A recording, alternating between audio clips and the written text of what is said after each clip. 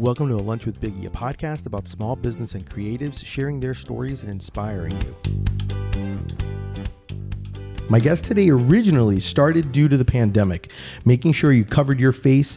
Now my guest is making lifestyle goods to brighten your space. Please welcome the owner and Orlando creative behind Yo Space Gurl, Helen Miranda. What's going on, Helen? Hello. Thanks for having me here. Thank you so much for coming. I really appreciate you having lunch with me during my lunch break. My first question always is, what is your favorite sandwich or lunch? Ooh, okay. So I'm going to be basic with this question. Go ahead. Or this answer, but it's the chicken tendy sub from Publix. Yeah. Okay. Now, if I'm closer to like downtown Orlando or something, I'm going to go with like Medianoche. Okay. For sure. Where do you get Medianoche from? So right now, Black Bean Deli is kind of like my go-to. Gotcha. And then how do you take your chicken tender sub? Do you is it covered? Like, are you doing like buffalo sauce? What are you doing with it? I'm doing just honey mustard. I'm going to do lettuce, tomato, pickles, chicken tender, and then maybe like a pepper jack cheese or something like that. Yeah. Okay, cool. I like that. I'm always curious about people's lunch order and how they kind of order things. So, and by the way, I think you're the first person ever to tell me chicken tenders actually, which is not a bad thing because I do enjoy a good chicken tender sub. You can't go wrong with anything chicken. So I spoke a little bit about in the intro how you originally were doing like masks with your mom. Doing originally it was called Cover Your Face Gurl, which yes. I love. Then in like April of this year of 2022, you became Cover Your Space Gurl. Tell folks a little bit about your brand and kind of talk about the evolution and how all that kind of went. Absolutely. So during the pandemic, of course, the need for masks was up high. So I was kind of like, okay, this is easy. Everyone was liking it. And then I was getting to the point where I'm like, okay, masks are becoming less and less of a thing. I'm going to need to like shift my focus somewhere. So that's when the idea of Cover Your Space came about. And of course, I love that play on words. Yeah. So I'm like, what's a good transition? Let's do space. I love anything galactic. And I also wanted it to be kind of like, well, your space, like your area. So that's kind of how that name came about. Okay. I love how you did that, and the fact that and then was there during that transition of going from your, cover your face to cover your space, where I know when I saw you at events, you still had masks, but then you kind of were doing like a transition. So it was kind of like one area was masks. You still had it because obviously we were still at during that time frame. And then you also had everything else that you were doing. So tell people a little bit about, like, if they were to go onto your website, what exactly would you find when you say, something for your space, galactic, all that, like kind of what would be some of the things that how would you describe if someone goes to your website to find out about it? Absolutely. So it did start kind of like with the 50-50 where I was just like, I'm going to ease into this. Selling your art's kind of vulnerable. So you're just like, is anyone going to really like this? Like, this is me. I'm putting myself out there for the first time. Mask was different. Like, it was just like, okay, you need it. Yeah. Here it is. Here's some fun patterns. So when you go on the website now, you will have a couple mask fabrics that you can choose from, but you're going to see anything from like hand-painted totes. You're going to see stickers. You're going to see different prints and things like that, or like any paintings, and also, things that you can decorate your home with. Yeah. No, I think it's super great. I love the fact that you celebrate all things unique, and I love I know you have a thing for ghosts. At least that's what it looks like. A lot of boo stuff. Yes. Where's the fascination with the ghosts? I've always been a spooky girl. Like growing up, just like my mom would go hard on Halloween, make us costumes and things. So I think that just kind of like translated into my adulthood. Okay. And then of course, like the art side, just experimenting, just having fun, doing things that make me smile and hopefully put like smiles on other people's faces as well.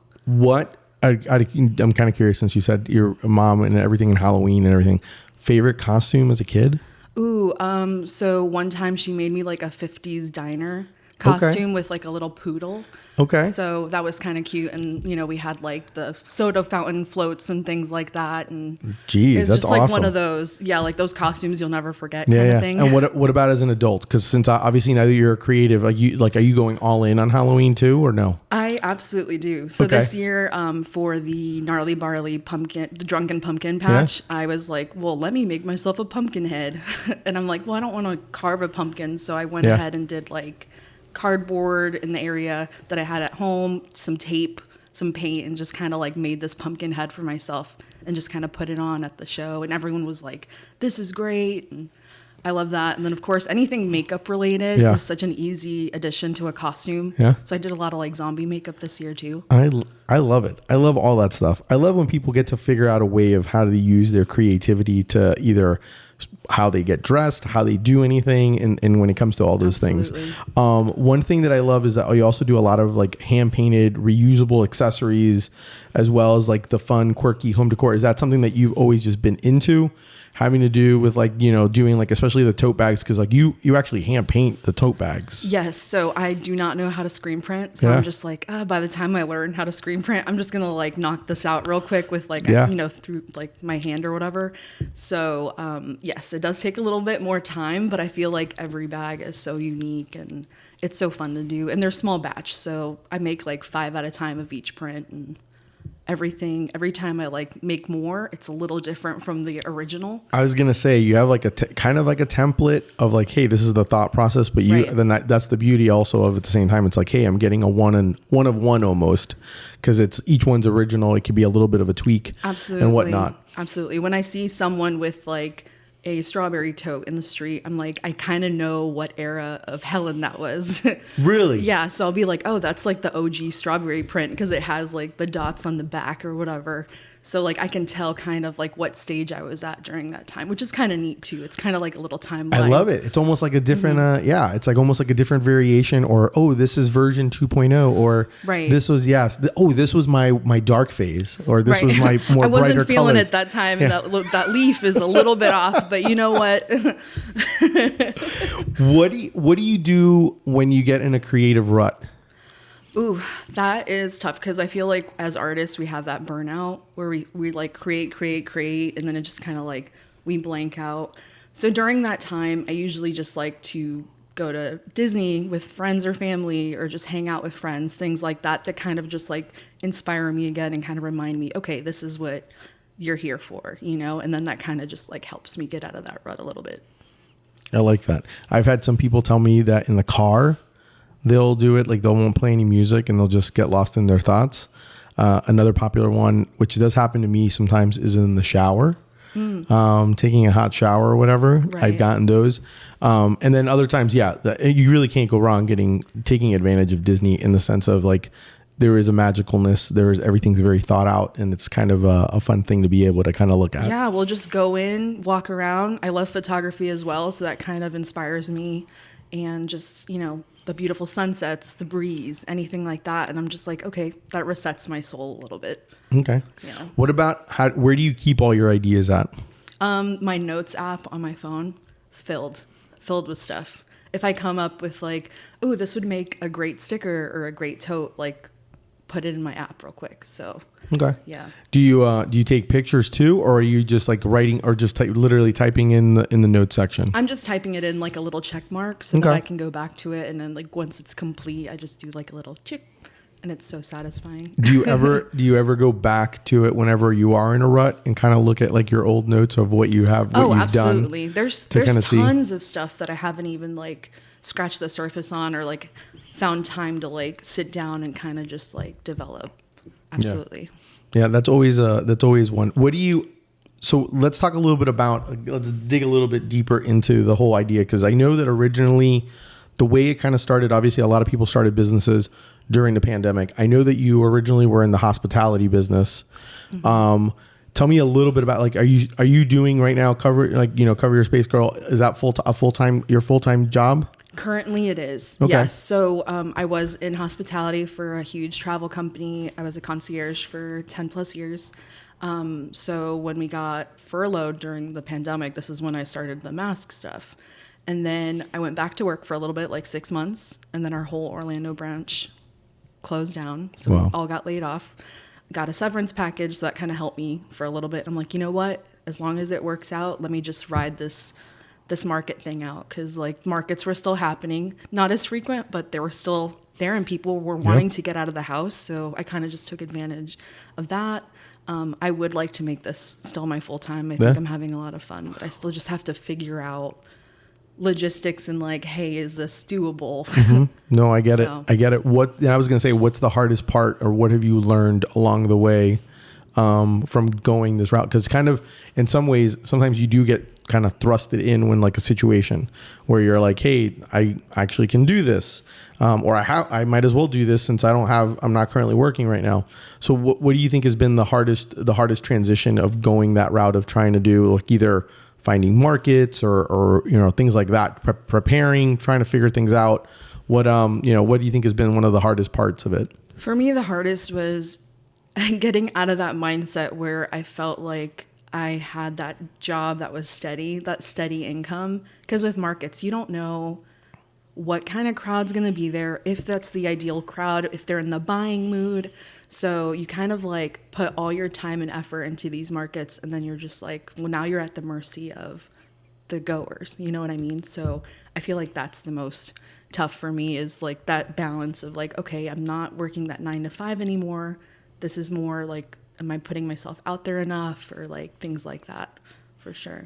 That I totally agree with that, because you just never know what you're going to get. And Absolutely. then it's like a lot of it is also the fact, and I've talked to others that have kind of said, hey, oh my God, you have to help market it just as much as the person who's marketing the event. Absolutely. Because obviously you want people to come, and you want new customers, and you want the repeat customers, and it's definitely it can become it's very stressful. I try to make it not a stressful thing where I'm like, oh well, it's like exposure, it's this and that, but at the same time, like, I'm also putting a lot of time into this, preparing, getting stuff done. You're constantly, one thing that I really appreciate is the fact that you're constantly showing the behind the scenes, but you're also showing like, hey, I'm trying to improve my displays and trying to do different things. And a lot of it is just like an evolution of kind of like, one, what you learn from other people. But that's always kind of the big one, right? Is like that whole trying to figure out. And then at the same time is what markets, like, how are you deciding between markets? Cause sometimes we have multiple markets, There's especially so many, now in this part of the year, like this, that fourth quarter is usually the one where the market explodes, where everyone's trying to have a market on a weekend. And then it's like, which one do I go with? What do I do? How are you deciding which ones to go with, and kind of which markets have been, what do you think have been the most effective markets for you? So at the beginning, I'm like a people pleaser. So I couldn't say no. Like, I'm still at this point trying to like unlearn that, like, hey, you can actually say no. Like, it's okay. So at first I was doing like everything that was thrown at me just for the exposure. And then I was doing it, and I'm like, oh, I'm here. Like, I'm giving my all. Like, this is like the loading, the unloading, like all the things that aren't seen when you're doing markets. It's like, you're like unpacking your car. What is it, like 4 times? Because you're like putting it in and taking it out, putting all back in. And then like, do you want to unload your car after 8 hours of standing on your feet? Not really, but you try and do it. So a lot with that, it's, yeah.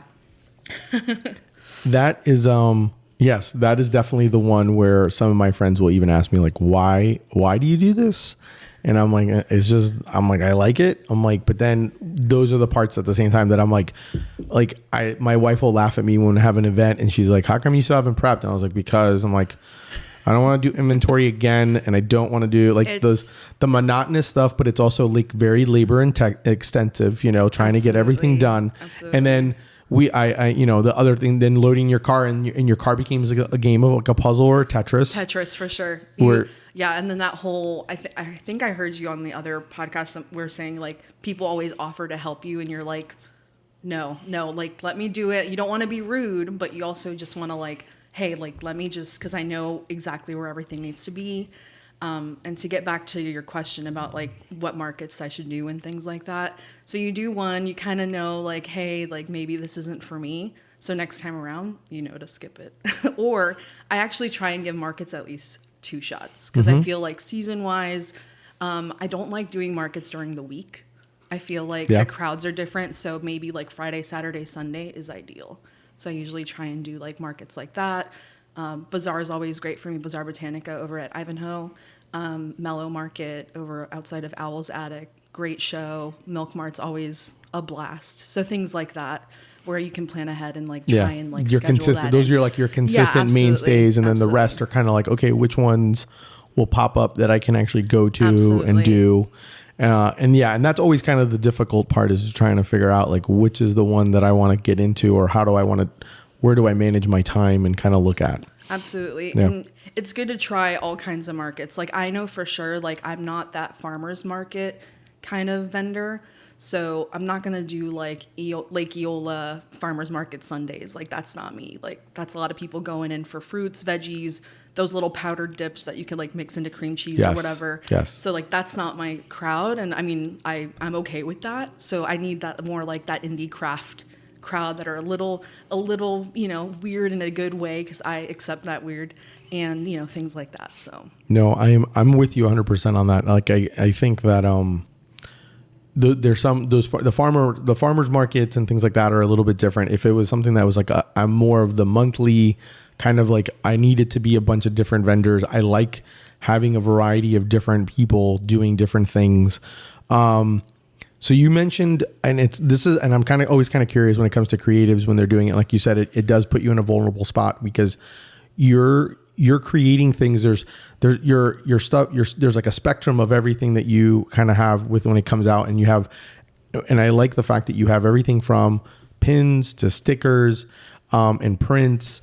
And sometimes I think that's kind of like, the hard part is like trying to figure out like, what is it that, some of it resonates perfectly with you. How much of it do you get? How much influence do you get from like your customers saying, "Hey, what about something like this?" Or I know you've done polls as well like that, and I'm like, so tell me a little bit about how you kind of use kind of like your customer base, social, to kind of give you some input or even help you with ideas. Absolutely, that polls function on Instagram is like a game changer. And I also feel like it's so fun to get everyone involved too. Like they're not just like looking at you trying to shove product down their throat kind of thing. So a lot of the times I do like asking, people, or like also at markets, they'll see it as a sticker. I feel like the stickers are easy for me, because I'm like, oh, here's a sticker. And then they'll be like, oh, do you have a pin out of it? Or do you make hats? Or do you have this on a tote? So like at that point, when I hear like certain things kind of start popping up in conversation, I take a note of it, write it in my app when I get a chance. And that kind of like, I'll come back to it. And then like, if I see anything, I'll be like, ooh, yes, this is what people want. Like they want the Vivaporu, in a pin versus a sticker. Let's do that. And things like that. So. And what I think is great in the sense of when it comes to art being artistic, like how you are, the fact that it's like I always tell people, I'm like, it's such a smart idea, because I'm like, yes, I do a lot of t-shirts, but like stickers, enamel pins are like my favorite things to have, because of the fact that those are like, I look at it two ways. One, not as big to carry around. It's there's no sizing or variant sizes, which is like, God knows how, at least twice a market I get. Do you have this one? Oh no, I didn't bring that shirt. Sorry, it's on my website, because you can't bring everything as opposed to like your stickers and everything. But the other thing is, it's a great way to bounce an idea. You come up, like I tell people when they're like, "Hey, I'm an artist," and I'm like, "Well, have you made it into a sticker?" Because people will buy. It's like also a low entry point to be able to support you, and it adds up. And everyone loves stickers, whether you put it on something or you collect them and you have like a bucket full of stickers, which I do. I'm always buying stickers or doing something just because I'm like, I love them. And then I'm trying to figure out where I want to put them. Absolutely. And that kind of got me into maybe making some magnets for those that aren't afraid of, or I guess they're afraid of committing to a sticker point. So magnets are also a great option. So I've been getting a lot of requests for magnets as well, which I started one with a picture of my cat. So that was great, because everyone's like, oh, a gray tabby. I have a gray tabby. And then they would buy it for them, So I was like, oh, sweet. It resonated with somebody, but it's my cat, Yeah. So that's kind of neat. That's awesome. I love that. I love also being the fact, like you said, the polls, trying to get ideas from folks and trying to gather that. And I do the same exact thing. I literally write down. I usually will write it, because I won't put it on my phone, mostly because I take pictures of every single person that buys from me.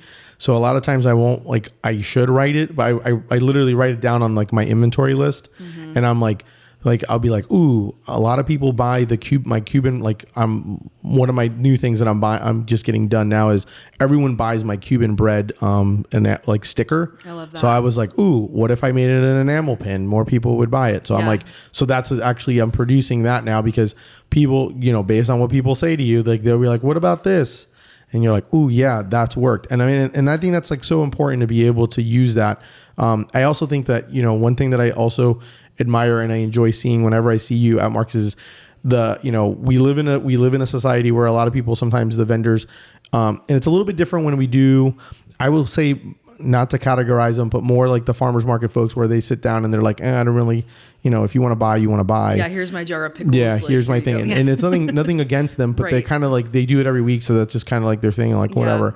And for folks like you and I and other small people that do like markets like this, we're excited. So we're like, we're standing up and we're like talking with you. We want to have that dialogue and that conversation. Absolutely. So my husband will tell me, hey, you need to eat something when we're at markets. And I'm like, I'm in the zone. Like I thrive on markets, like the interaction, just seeing people's reaction to stickers or they'll giggle. And that just like are little candies for me. My soul just like fills and then I forget about eating. I'll have, at Milk Mart, we did Black Magic Pizza. So he had purchased pizza for us both. I didn't eat it till after the show. Yeah. But it tasted better because I was like, what a great market. It's cold pizza, but you know what? Like, I'm okay with it because I had so much fun, like interacting and coming out from behind, petting all the dogs, which I like to put a dog bowl out. Oh, that's great. Because I feel like it brings, not only you're looking at cute doggos, but you're like also like people are like, oh, what you got in there? You know what I mean? So it's like another way of kind of like, here, let me feed your dogs thirst. And then you can like kind of gander at my things. Do a little gander. Yeah. Come on in. Come on in. Yeah. The water's fine. see what I got. See what I got cooking there. I'm the same way. To me, it energizes me. It gives me some validation because obviously we live in an online world. It's like, online sales are great and I love them. And yeah, by all means, like please buy, but I love the interaction and and it gives you like that gratification. And it also kind of gives you, there's like a certain level when you're doing something and like, as you said, like, and I never looked at it that way. Like when you're in a vulnerable state of the sense of like, this is what my concepts, these are my ideas and they may be a little bit different than what you want. But when you get that validation of someone like interested, like, oh, wow, this is really cool. Or this is cute. I don't have a problem. People telling me my stuff is cute.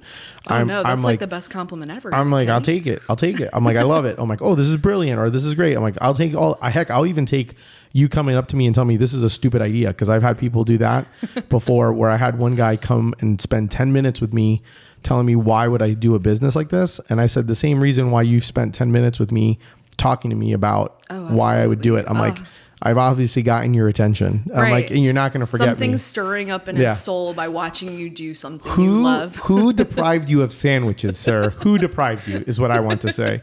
But no, my goodness. But yeah, I think that's kind of the big one for me. Like, and that's one of the reasons why like my wife understands. And speaking of, like you mentioned, your husband, how important and how significant is it to have the support of your significant other, your spouse, to be able to kind of like be there or be able to at least kind of lift you up when times are bad, as well as also at the same time be supportive and be like, hey, keep doing this. And especially when I see him at all the events helping out, prepping and stuff like that and be there. No, his support has been so great. Like yesterday I was telling him how much I loved him and I started crying out. I was just like, thanks for loving me and thanks for accepting my weird and just being there for me. And like he just, he works overnight at the post office, so like he'll come home, we'll go straight to a market. So like sometimes he's like sleep deprived, but he's there. He's putting all my lights up. Like the first hour is just me doing my thing. Like we don't talk, but like we know what needs to get done. Process. And we're just kind of this like perfect team. And then at the end of the night, we just kind of, it's great. Like it's wonderful. And I'm very thankful for him. And then my mom too, like before when I did the mass, like her support as well. It's great to have that kind of backing. You know what I mean? Yeah.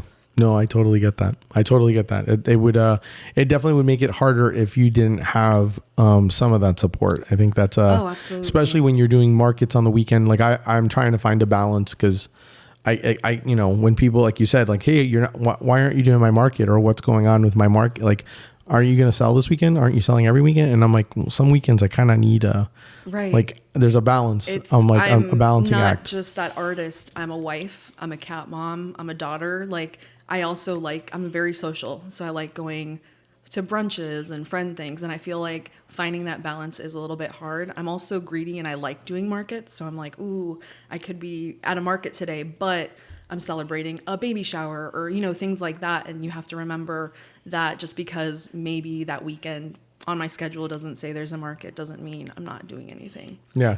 I'm hearing that a lot more for people who do. I'm seeing a trend with that with like, I've even seen it with like folks that are like photographers and stuff like that, where they're like, well, what are you doing? Like you told me you were busy, but you're like eating brunch with friends. And I was like, yeah, that is busy. Like that's like, there is a balance that you need to kind of be able to have, because you're putting so much time into these when you're creating your products and selling your products and doing all those things that you need that break sometimes, because it can burn you out very quickly. Absolutely. I think it's very important to schedule things. Like I have to schedule in advance with my friends, like, hey, what's going on this weekend? We're doing the pumpkin patch. We're doing like this fall I went hard Halloween Horror Nights like every weekend after a show, which everyone's like, you're crazy. How'd you go to Halloween Horror Nights after doing Milk Mart? And I'm like, honestly, the adrenaline high after a market, I don't know if that's like equivalent to a runner's high. I mean, I don't run clearly, I don't run. but I'm assuming that that pump up, like, let's go, let's rage. And then you just keep going, physically you're tired. Mentally, like I wouldn't be able to like go to sleep after a market. Hell no. No, I'm with you. It's kind of like how I feel when I go to like certain sport, like when I go to sporting events, I'm the same way. Like, or when you're watching a sporting event, like it's almost like it's like a euphoric thing, and your brain is like, you're just amped. You're amped. And absolutely. so, and you're right. Like you're physically just tired, but your brain and everything is just like, let's go. I'm like, I'm super amped. Like, and like, you can't wind down. Right. So I'm totally with you. When I do, there's some markets where I go and, it's like the DeLand indie market is a good example of that one. DeLand. By the time I come home and I'm like, it's a long day. It's like, it feels like you've done, it's like over 12 hours. Right. By the time you finally get home and unload and do everything. And if it's a good market, I think that's the key though as well. Yeah. Oh, absolutely. Because if you have a crappy market, you go to a crappy market, and it doesn't matter. It could be an amazing market, but it's a crappy market for you because you didn't sell well. That also is an energy zapper, because then you're like, I could have been doing something else. Yeah. Or the fact that it's just you almost feel dejected sometimes. And it could be anything. It could be just like, hey, this just wasn't my crowd this time around. And I kind of like, I look at it as, I try to make everything a positive thing, but sometimes that does play a factor. Absolutely. I had a few weeks ago, I was at a market, barely anybody showed, and I'm like, oh man, this kind of sucks. But whatever. Like it's a new market. Like it wasn't, I don't know. So I went home and I'm like, maybe Halloween Horror Nights, but like I feel like with that mindset, like that I didn't sell anything. I'm like, I don't really want to. The couch is looking pretty comfy right now. Let's go ahead and do like watch House of the Dragon or something like that, on a Sunday night versus like, walking around in the fog. So I totally agree with that statement where it depends on the market. If it's good, you're amped and you're like, let's do this. And then like if it's a little bit slower, you're like, maybe some PJs. Some PJs looking real nice right now. Nothing wrong with some PJs. Oh my goodness, absolutely. Nothing. And that's hard for me because like I'm trying to like become more restful as well. Like I used to equate productivity with value. So now just getting out of that mindset as well has been kind of tough for me too. How do you because of the fact that you mentioned scheduling, I'm kind of curious, how do you balance or schedule your time now? Because with you trying to do this more full time, how are you, like, do you have like a certain agenda or a certain schedule? You're like, hey, I'm trying to obviously prepare for events, but also create product and order product and stuff like that. Like, how do you kind of go that route of like, do you have a certain regiment or anything like that you follow? I'm kind of just like a go with the flow. But last year with my first year being in like Yo Space Gurl, I was learning like, oh, I need to start Halloween earlier. I need to start Christmas earlier. So like if I wanted to start with like a November, launch, I'm going to have to order stuff beginning of September. You know what I mean? Like, so you have to get into that holiday mindset earlier and you're kind of just like, oh man, this is too early, but like you need to order the things, you have to make sure they come in, product photography, and then all that. So it's just kind of like, hey, like what do I need to do? Write it down, you know, and then just kind of count everything. Okay, like I'm out of my orange bags, like how many totes do I have? How many weeks do I have before I need to make them? And then I just crank it out like the 2 weeks. So I kind of had these last 2 weeks off. So I was just doing like little check marks on my list. Okay, I need to do these many bags. I need to restock my inventory. I need to make this new display that I want to try and like release on Sunday. So things like that. What, and that's kind of one of the hard parts as well, as like, cause it happens to me too. Like I sometimes will try to plan so far ahead. And then sometimes it's difficult because then you're kind of like, oh, well, I'm not even thinking about Halloween, you know, like right now I'm like, it's in the summer, but you have to. Yeah, you have to. And same thing with like the holidays. And then when you finally do, you know, especially now, and we're like at this disjunction now where it's like the Thanksgiving, Christmas, where it's like everyone starts doing their shopping. Like this is the one where your markets become, you know, that much more important. That way you want to have enough supplies.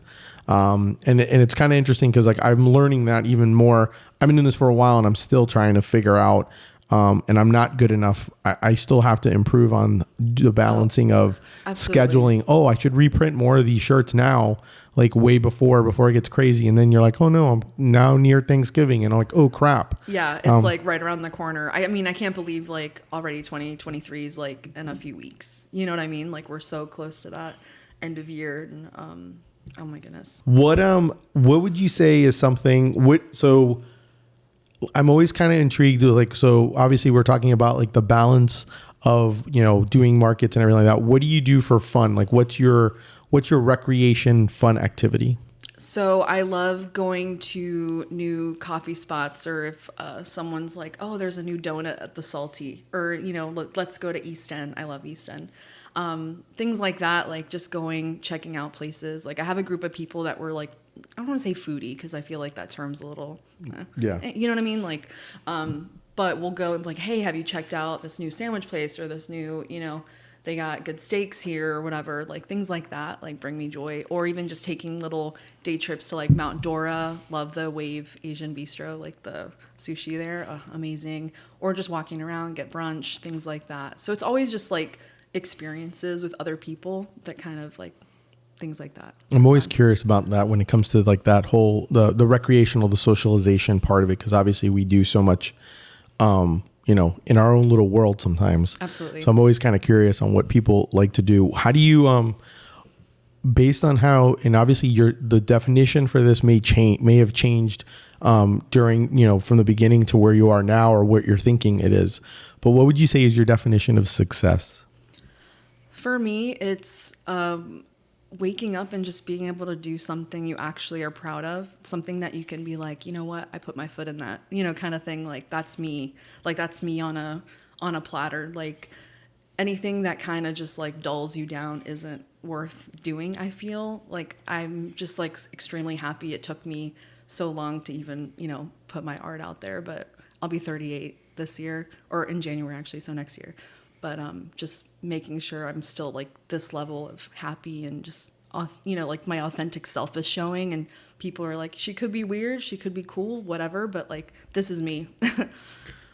I think, and it's funny that you say it that way because, so I'm 46 and I've learned that in the beginning, at least for me as a child, I was always wanted to be like unique. Like I liked the word unique, and I had no problem being unique. And then there was a little tipping point where I somehow it became an issue for me where I didn't.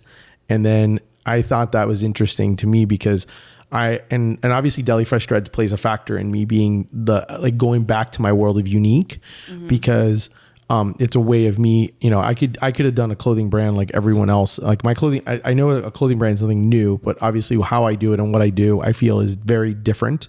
And so I'm proud of that. But I also know that, you know, it's the same kind of thing in the world where people will be like, well, you can just do a regular job and be done. Why are you doing what you're doing? Right. You could be making more money at a 9 to 5 and some, you know, cubicle with no windows. I mean, I don't think it's that depressing, but like, you know what I mean? Like No, that's not me. No, and I get it. And that's, to be honest, like that's the world that I like, and that's the reason why, one of the reasons why I like doing this podcast is because I get inspired, and I love, whether they've been doing it for a little bit of time or years, I'm inspired by people who do what they love and do it all the time. Because obviously I'm one of those where at the same time, I kind of like being able to show the two sides, because I have a full-time job with like, the corporate in the cubicle world, even though I work from home now. But I also do I do the markets, and I do all the creative side, because you can do both. It's just figuring out like what your formula is and how you can pull it off. Right. Which I think is one of the things that I find amazing on how you're, at least, how you're kind of doing it. Like, hey, I'm trying to make it work. I'm trying to figure that part out. And I think that's something that I think everyone needs to kind of hear, is that there's no recipe to success. Like there's not just one recipe for success. There's multiple recipes. Absolutely. And I feel like if I were to do more markets, I feel like I could definitely take it on full time, but also like mentally, can I, you know what I mean? And that's also putting my husband in a weird spot too, where I don't want him to have to come in from 8 hours of working at the post office, then 8 a.m. come to arrive. Oh, hey, can you load the car with me? And so it's just finding that balance, and then also trying to make the most out of each market and being selective with the markets. I feel like that's going to be the key, versus like, oh yeah, I could do a Tuesday night market, but like, will that actually produce enough where it's going to make it worth it for me? So correct. Yeah. It's that whole balancing act of which one is it the best of both worlds of my time and my money to be able to do. Absolutely. And time is of the essence. Like you can't get that back. So you have to definitely invest in your time and choose wisely. What advice would you give someone who wants to start or is thinking of starting something? I would say it may be scary at first, but just go for it. And honestly, with how the markets are, don't feel like you need to go in deep and like invest all this money. Like start with stickers, start with prints, start small, and then grow from there. Like I look at things that I was making a year ago and I'm like, dang, like I've grown so much and I'm offering so many things. Like my site now has 50 items and I'm like, what the heck? Like how did it get that much, So I would just say, go for it. It's a little scary, but if you ever want to reach out and like pick my brain, just like message me. I'm like an open book when it comes to like new vendors. I'm always down to like mentor or even just talk to somebody. I mean, I'm not like a VIP pro, like veteran at this, but like, I feel like I've done enough markets where you kind of like, accumulate all these little tidbits and, things like that. So with that said, give me your top, like, okay, so if I'm new and I'm like, hey, Helen, I'm about to do my first market. What are your top, I don't know, give me your top ideas or concepts or tips that you would give me if I'm going to be doing a market, one of these indie markets that we're going to be doing. So just because we're in Florida, tent walls are important. Weights as well. I've seen tents fly. It's funny, but it's not. You know what I mean? So tents do fly. They do fly, and things like that. Investing in good signage. I feel like not having enough signs sometimes is a little. You need to have something where people can see where, like your brand or something, or even like a little QR code, like Instagram, you can go in and like, print out your QR code. I think that's important. So I think these are great, and I'm going to interrupt you on some of these because one I absolutely love your signage, because you have it set up where we live in a world where everything's flat tents, but you basically have kind of like it's like a pole with your logo kind of standing almost like a little, like literally like a sign, like, hey, I'm a brick and mortar, but it's my tent. What made you, like, where did you come up with that idea? And then the QR code, to be honest, I've never even thought of printing or doing something with my QR code, because that is something obviously that you want is more people to follow you. Absolutely. In the age of like digital era, I think QR codes are becoming more and more a thing. As far as that sign, I can't take full credit for it. I saw it from Zero Orlando. She had a almost like a wooden sign out of her. I'm like, oh my gosh, it like sticks out so much. Let me go ahead and just ask. You know what I mean? Like I feel like some people are afraid to ask because they think like, oh, you're stealing my idea, blah blah blah. And there are some people that are like that. Oh, Let's absolutely. Oh Yeah. Just to clarify. Totally. There's two spectrums. Like there's two different. Not spectrums. all vendors are created equal. Correct. Not everyone's open book like Helen or I could definitely tell you like for sure. Some are like I'm a vault and no, you cannot. But yes. Like this is my thing. No, she was kind enough to be like, oh yeah, this is like a flagpole thing for a boat. And then you just buy a dowel from Home Depot or whatever. And I ran with it. I'm like, is it cool if I, kind of adapt it to my thing? And she's like, oh yeah, absolutely. Like go for it. And that's kind of how I started it as well. And now I've been kind of seeing like more and more pop up, which I love. I do see more people doing it. And it's one of those, which is funny because I originally had, because I don't have a custom made tent. So what I did was I had like a banner, but the problem is the banner was supposed to be like on that main strip of a tent. Mm-hmm. The only problem is that it would like sag down and there's no real way of holding it up. So I've tried like all different things and then it started looking kind of ghetto-y because I was like binder clipping. And I just, at the end, I was just like, forget it. So definitely something for me to consider. And share the QR code Instagram tip. So if you go, I think it's like your settings and you go down a QR code and you'll see it. You can just like save it onto your phone and then just like print it either on your computer or if you wanted to go and do it on like photo paper and have it like on a nice frame or whatever, things like that. So that's definitely like a good way do it. Have you gotten a lot of traction because of that? Not sure to be honest, because like it's just like a little part of my table setup, so I don't really notice, if someone's like, because I don't know if they're taking a photo of my items or if they're scanning a QR code. What about what do you do? I'm always kind of curious what people do when they go, hey, do you have like a business card or do you have anything that you can do? Like what do you usually give? So I used to do business cards and then I'm like how many business cards do I have that I like actually keep? Like they're just probably in like a drawer somewhere or probably in my car. So I started just giving out my logo sticker because everyone loves stickers. So I'm like, you know what? This is my Instagram name. Just type in Yo Space Gurl, look for the Space Kitty, and you'll see me there. And they're like, oh my gosh, this is so neat, a sticker. And then like I feel like that's more memorable than just handing someone like a little, I usually do that, or I do. I created a postcard long ago where basically it's like the front side was my logo, and then the back side is actually a picture of me, and it comes with a discount code. I love that. Online, and then it has like my socials on the bottom.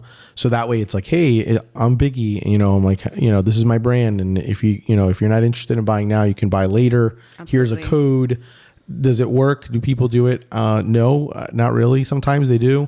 I have walked into some people who have actually framed the little postcard, which nice. I think is pretty, makes me feel special. That's so great. But yeah, I'm always trying to figure out different ways of how to get the word out and how people, because like you're right, we're living in a world now where no one keeps.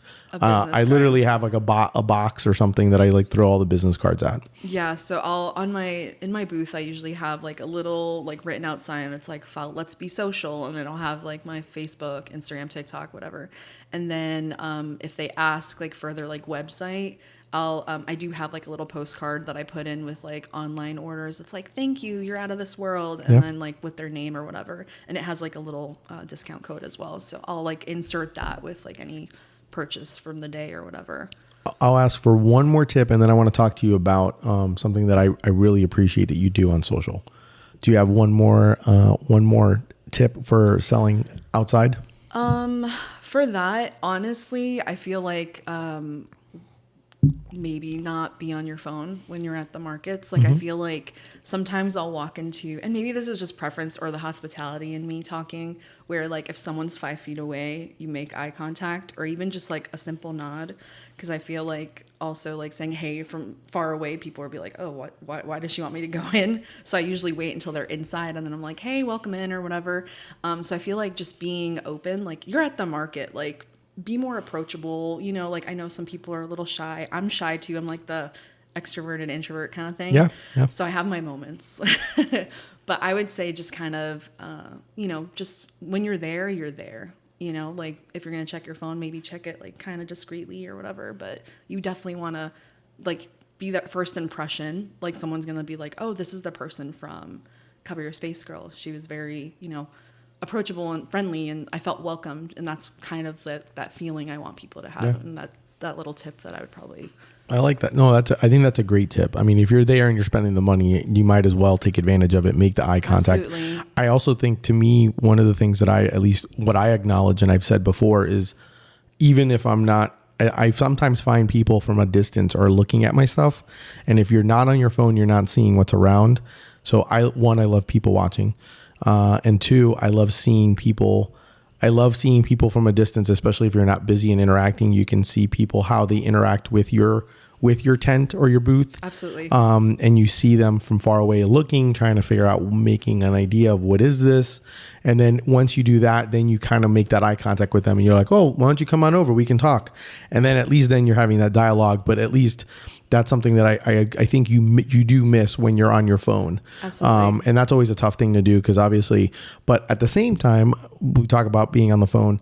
I kind of wanted to pick your brain, because one thing that I absolutely love that you do a lot of the stop motion, but you also do a lot of time lapse.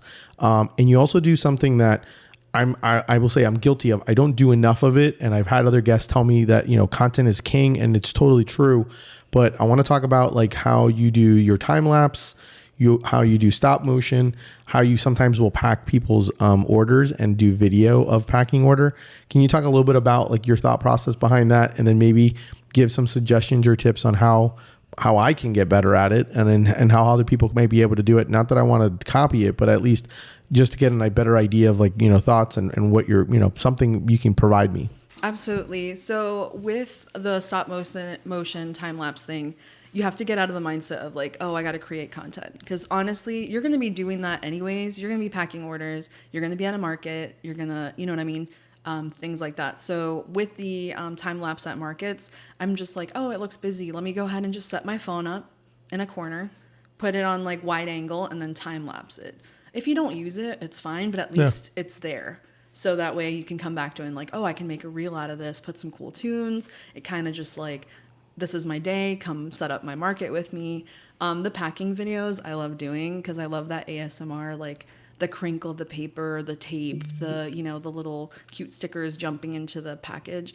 So that one I use an app called Life Lapse, and it's free. Of course, they have like a paid version, but like, I'm not. So is that a stop motion that you do when you do it? Absolutely. So what I would do is buy one of those, like, I don't want to say like a gooseneck thing, but it like clamps onto your desk and you can put your phone in. That way it's in like one spot. And then I kind of just do my packaging like that, and then let it take each, like you press it every time, and then you move it a little, press it again. So it is a little tedious, but I think the end result is it's not one of the, really cool. Yeah, no, I think it's amazing. Every time you do it, I always stop and watch, because I'm like, man, this is so freaking cool. And then at the same time, my brain is like, how long did it take her to make this? Because, you know, it's like every single step, and you're like, oh my God, it's beautiful, but I don't know. I'm happy I have the time to do that, because like, let me be real, like my online sales aren't booming. Yeah. So like I'll get maybe like 1 or 2 a week, and I'm like, ooh, a cool, you know, video opportunity or whatever. So that's kind of when I also think it's great, because people then see what else they're getting, and they see what's part of it. Another person that I think does a really good job with it is Matt from Just Okay. Mm-hmm. When he'll like do the little videos, he's like, oh, making this for Helen, I'm packing Helen's order, and I'm like, wow, that's like really cool. I was like, sometimes I want to do that, and then I'm like, oh, they're doing that. I'm like, I don't know if I want to do that. I was like, even though I'm packing a lunch or whatever, and everything comes in a bag, but no, I think it's fantastic. I think it's, you know, I think people love seeing the behind the scenes, and I think they also love being able to see more of you and find out, because you are the brand. Absolutely. You're not just selling your art or your sticker, you're selling yourself, and that's what people are buying into, is like your heart, pretty much. And that's what I put out there at the markets, is all of me. Like, this is pretty much who I am in and out. Have you ever thought of doing like an Instagram live while you're packing orders? I have, but it gets kind of awkward where it's like maybe like one person that accidentally touched it, because we've all done that, where we're like, oh shoot, and then we're just like, oh, in and out. And then you're just like, hey, oh, never mind. Never mind. So I'd prefer just like the reels with like that's smart. Some cool tunes. No, that's smart. That or the hyper, like a time lapse one or whatever. It's a lot easier to do that way. It does get a little interesting to do. Have you ever looked at doing like the pop shop lives type of thing where you set up live and you try to sell your stuff that way? I've heard of that. I know like Dead Disco did that, and I'm very curious, but I don't know. I'm like kind of nervous about talking in front of people like that. I think I would enjoy it because you can make it almost like a show type thing. Right. But I haven't done it. I think it may be one of those where I'm going to basically, not to sound like a, what is it called? Like a procrastinator, but I'm like, I think it's going to be a 2023 idea that I'm going to try to be more consistent with that. Absolutely. Because I do think if I can find more people to kind of see my product, and I know that Dead Disco's gotten great responses. I had another one of my guests, Not Cool Co. She says that she like loves it. She thinks it's great. And so it's one of those where I'm like, this might be something to kind of think about. And I'm always trying to figure out ways, because obviously people always can come up with ideas and be like, you should do this and you should do that. Oh, absolutely. That like, every day I get something. Everyone's got ideas. Everyone's got ideas. But at the same time, I'm like, and I appreciate all the ideas, but I also know that sometimes it's easier to come up with an idea than actually doing it. Right. And I think that's the part where, I think if anything, you should be very proud of yourself for the fact that like you had an idea, you came up with it. I also love the fact that you evolved it, because you went from, this is an opportunity I could do masks, to all of a sudden now I'm evolving and doing it based on my own art. Because like the beauty of it is, and I'm assuming, this is my assumption, you tell me, you've had opportunities because of what you've created have now provided you opportunities to do murals. Oh my goodness. And other opportunities. Talk a little bit about that. Oh my gosh. So that was like a dream come true. I kind of just did like, because every few months you want to do like a reintroduction, like about me post, because you get like new followers and you just want to be like, hey, this is the person behind the account. And I had posted, I would love to get into muraling, because I do it like for family and things, but I never got like a commercial job out of it. Yeah. And then Liz from Skybird from East End was like, hey, I love your fruit. Would you be open to doing a mural here? And I was just like, what? Oh my goodness. Like, this is incredible. Of course, I was like in my head, like, am I good enough for this? Like, I mean, she's seen my stuff, so clearly like this is what she's looking for. Yeah. And she was just like so amazing to work with. And I was just like over the moon about it. And even just to this day, I'll go and I'll make sure there's no scuff marks on it, because people wait there while they're waiting for their coffee from Lineage. Mm-hmm. And I'm like, excuse me. So I'll go and like go into the bathroom, get a little paper towel, and then like rub off the scuff marks. I'm like, this is my art, man. Like, let's keep it nice, But it's been great, and I'd love to get more mural jobs. Yeah, that'd be amazing. Put it out there. Absolutely. Yeah. Absolutely. I love it because it's beautiful, because I especially since you have like the mural from the neighbors that Travis did, and then you have yours, and it's like it's just a very colorful, just a very fun, and the great thing is they're both very Instagrammable. So you want to take pictures in front of it and selfies and stuff. So I kind of looked at that. Like, I think that's a great, just a great avenue of just showing, hey, like you kind of, and then you're right. Like, I never even think of doing like, oh, let me do an introduction of who I am. I just figure people know who I am, or they're sick and tired of seeing my face on my social. So, but I love that idea of being able to continue doing that. And I'm super excited about that for you. How can people find you? How can people shop online and add to some of the online salespeople come on? And of course, obviously go to markets and be able to see you. What, give them where they can find you and shop for you. So on Instagram, I'm Yo Space Gurl, as well as on TikTok and Pinterest. I'm trying out Pinterest for a little bit. I'm still trying to get the hang of that. TikTok, I'm not viral yet. Surprising. Keep going though. Keep going. It can happen. I'm kind of treating it like a video diary for myself, because I like seeing that progress from like my first show to like now, and like how I've changed my editing and whatnot. So on TikTok's Cover Yo Space Gurl as well. And then Facebook, I think it's just like Cover Your Space Gurl. And then online, coveryouspacegurl.com for sure. Yeah. And the girl is GURL. Yes. Definitely want to do that. Well, that's our show for today. Thank you you so much to Helen of Yo Space Gurl for bringing on and having lunch with me today. Definitely make sure to check her out. If you're at any market in Central Florida, by for sure, definitely do that. If not in the area, no big deal. Go online, do some shopping at coveryouspacegurl.com.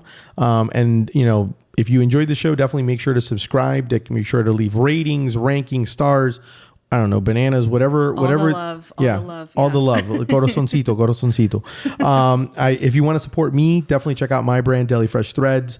Obviously, I always tell you, but no one listens to me. So if you listen to me, please sandwich selfie, picture of yourself wearing my stuff, tag me.